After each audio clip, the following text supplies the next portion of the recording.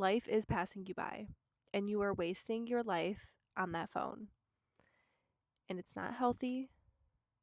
It's not healthy. So, welcome to my YouTube channel. This is my first video.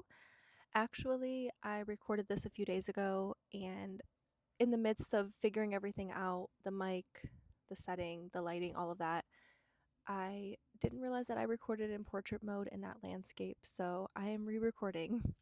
I am recording at a local park because it's a little gloomy today where I live. It's rainy and my house just feels a little sad, so I decided to come outside on my lunch break and record this video. So, hi, welcome. My name is Ashley, and today I am going to talk about social media. So, I have been off social media for 10 months at the end of August. So, pretty much a few days away from the 10-month mark since I deactivated all of my accounts. I just want to talk about what that has been like, why I decided to do it, what my life looks like without social media. Let's get into it. So, I'm 31 years old, so that means that my introduction to social media began when I was about 11 years old, and it started with MySpace. MySpace was the best platform in my opinion. I feel like MySpace was peak social media because it was so much fun. And back then, we created more than we consumed. We essentially were coding, like we were creating our profile. There were so many different things that you could do on your profile, so many unique backgrounds that you could select from, and you could have different functions on your page. You could have words falling from your page when certain things were clicked on, music playing, and it was a lot of fun.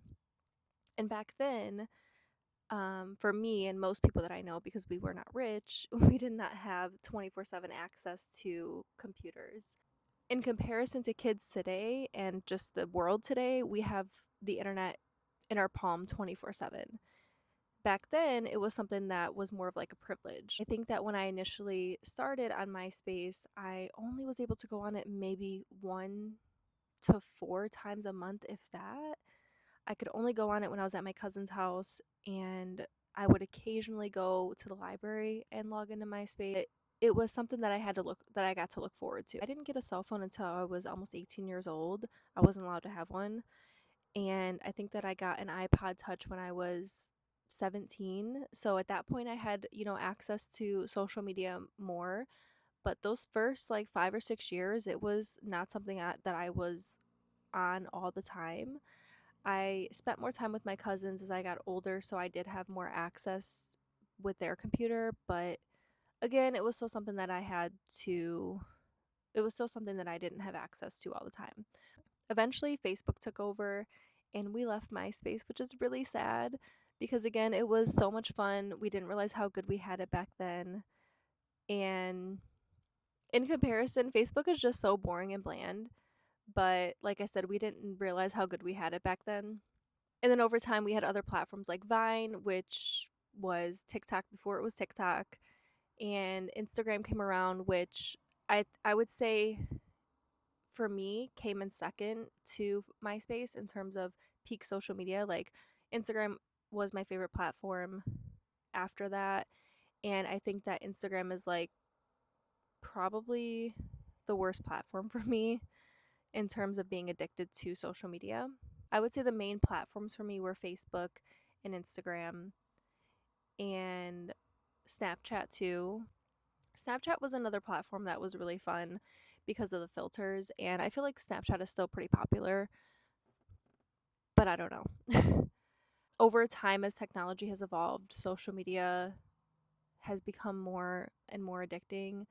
I think that we are just heavily addicted to our phones in general, and it has been a problem for me for a long time. It's something that I've noticed over the years, and I have taken action quite a few times. But I feel like 2020, when TikTok came around, it became so bad because the short form content took over. And then other platforms like Facebook and Instagram and YouTube, and I think even Snapchat followed suit, and they added reels and stories and short form content and all that.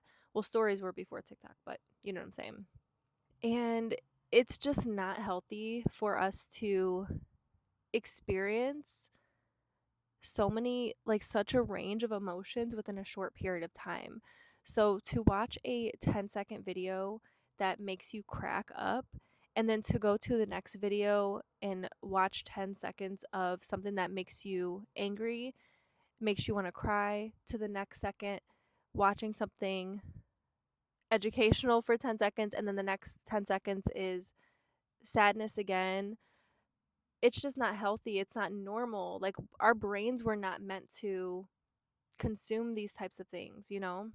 I think that we were already addicted to our phones, but in 2020, we had TikTok take over mixed with the pandemic, and a lot of people had free time and they were just at home or wherever, just on their phone all the time. And I feel like it just got worse from there. I had a TikTok account in 2020. I waited a few months to download it when it first got popular because I really was trying not to. And eventually I folded and I downloaded it. And then within a few months, I deleted the account because I realized that it was not good for me. And I actually, at the end of 2020, around the same time, October, I deactivated all of my social media just like I did this past year because I was really struggling at that time. I was heavily depressed.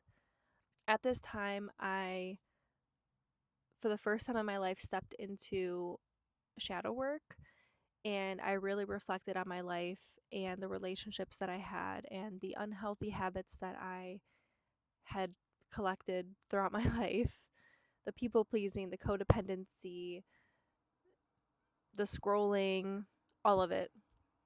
And I really reflected on all of these things, and I knew that I needed to step away from social media so that I could just listen to myself. That's what I needed. I needed to listen to myself. And I feel like social media is just a lot of outside voices as well as a lot of distraction. But eventually, 6 or 7 months into it, I did go back, and it didn't take long before it was addicting again, and I didn't have control over it. Last year, I was doing pretty good with my social media consumption. I got a sunset alarm so that I could charge my phone across the bedroom so I wouldn't have it right next to me like I usually did for my alarm. And I set rules around not using social media until my lunch break, which is around 12 o'clock usually. And I was doing really well with that. But in September, I unexpectedly had to put one of my cats down, and it really added on to so many other things that I was dealing with. I was already really burnt out, and I knew that I needed a break from social media for a long time. I wanted to deactivate my accounts for a long time, but because I was teaching yoga at the time, I felt like I had to stay online to promote my classes. And after my cat died, I just distracted myself from the sadness that I was feeling by scrolling, and I fell right back into those unhealthy habits. On top of being extremely burnt out, it just wasn't good. Like, I literally felt sick. I literally felt like I knew, like, I didn't want to scroll, but it's like my body was just doing it. No matter, like, regardless if I wanted to or not, it felt like I had no control over it. And that's why I couldn't just delete the apps off my phone. I had to actually deactivate the accounts completely, which I wanted to do because I don't like to be perceived a lot.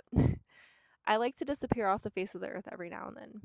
At that point, the only thing that was holding me back was literally my classes, and I felt like I wanted a break from that as well for a while, but again, I kept pushing. And so at the end of October, I just had enough, and I finally just deactivated all my accounts. I'd say like a few weeks after that, I stopped teaching yoga as well. I took a break from it because I really just needed a break in general. Like, I really needed to listen to my body and take time away from everything so that I could just rest in the winter. which is what winter is for. It's literally for hibernation and rest. So, I want to talk about what my life has been like since I deactivated all my social media. The first month, so basically November, it was extremely productive. I got so much done in my house. Every little project that I had on my list got done. I organized, I cleaned, I read a book, I got caught up on work. There was no distraction because I was not scrolling. When I first deleted it, I literally thought that I was going to have like withdrawals or something. I thought that I was going to fold and download it again within a week, but honestly, I was so happy to get rid of it. I was so happy because I knew that my soul was craving it. I have felt that way ever since. I've had moments where I've wanted to go back. I've had moments of just kind of feeling like FOMO in a way, like wanting to know what my friends are posting, maybe missing events here and there because everything's on social media. But for the most part, I've really enjoyed not being online. I do wish that I could say that this entire time I have been so productive and I've read all of the books on my bookshelf and I've done all the hobbies and I've gone to the gym 5 days a week, and I wish that I could say that. But social media is not the only issue in my life. It's just a small part of it. I wasn't being as productive as I had hoped I would be. I still found myself at times scrolling a lot on YouTube and Reddit, and I actually ended up deleting those apps off my phone for months at a time because they were a problem. I don't want to focus so much on what I could have done during this 10 months, and I want to celebrate what I have done. Those first 6 months, like, they were difficult. I was really depressed for different reasons. I was grieving heavily, many different things in my life, but I can't imagine if I was on social media during that time. And I am proud of myself for deleting it when I did because I knew that I needed it. Instead of, just continuing to fight that urge to delete it, I listened to my body and I did what I needed to do. So the end of April is when I feel like I started to kind of see the light again. And I started to come out of my shell and prioritized socializing a little bit more, getting out of the house, and just doing more. And since then, I can honestly say I feel really good. I've had a really great summer. I've gone camping with friends, I've gone on little trips, I've gone to concerts, I have been outside, I've been cooking, I've been gardening. I joined Orange Theory back in May because I needed to move my body. Life without social media does feel so good. I'm at this point right now where I might have to go back to social media because my friend and I started an open mic night a few months ago, and I just want to help promote that. I don't know how I feel about that.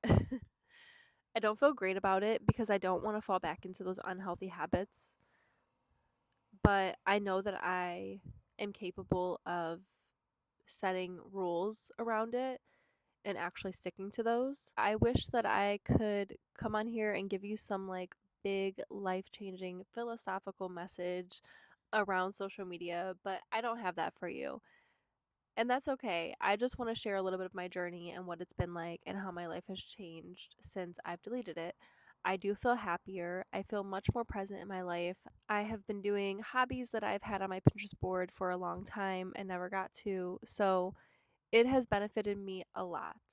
As I'm coming up on this season of my life where I am probably going to have to go back to social media, I am going to have to sit down and brainstorm and really set some serious boundaries and rules around what my time on social media is going to look like because I cannot afford to lose more of my life to social media and doom scrolling. Life is too precious to be sitting on my phone, scrolling all the time, consuming when I can be creating. Like, I am a creative person. I love art. I love music. I love getting outside. I love trying new things. I love cooking. And the last thing I want to be doing is wasting my time consuming bullshit online when I can be doing those things, when I could be spending time with my family or my friends or my husband or my cats or myself. So I'm going to have to be very intentional about it. If you have this internal feeling that social media is not healthy for you, I really encourage you to listen to that and explore that feeling. Life is passing you by, and you are wasting your life on that phone. And it's not healthy. It's not helping you. Unfortunately, it's not going to take a week or a couple weeks or a month, not even 10 months to fully heal from phone addiction. Like, it is something that I struggle with every day. I find myself always trying to find something on my phone to do, and I have to be really intentional about it. I have to like really discipline myself around it. It's not easy.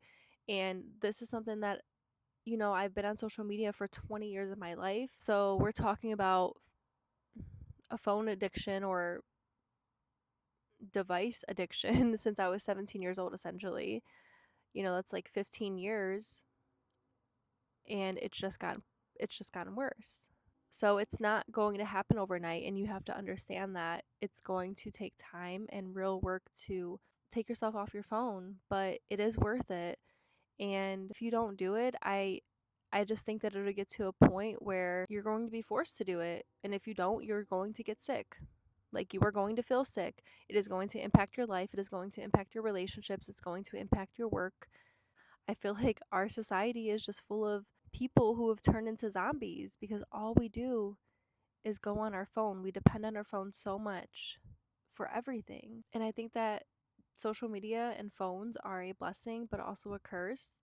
And we've let it completely take over our lives. I think that's all I have for you today. I just wanted to talk a little bit about what my life has been like since I've deleted it, why I deleted it, and hopefully inspire someone to reflect on their social media consumption and how it is affecting their life, and hopefully inspire you to step away from it for a little bit, because if you feel like it's not benefiting you, you're probably right. If you feel like it's affecting your mental health, you're probably right.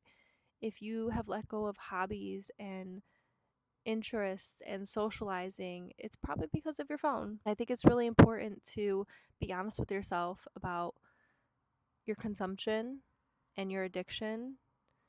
And I know that it can feel shameful and embarrassing, but I promise you it's not, because most of us are dealing with it. We're not talking about it, but most of us are dealing with it, and you're not alone. So that's all I have.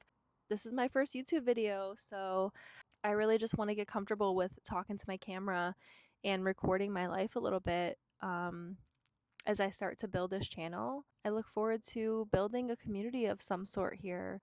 If you feel so inclined to subscribe to my channel, I would greatly appreciate that. I would love to have you here. So thank you for being here. Thank you for watching. If you stayed this far, I hope you have a beautiful day. And that's it.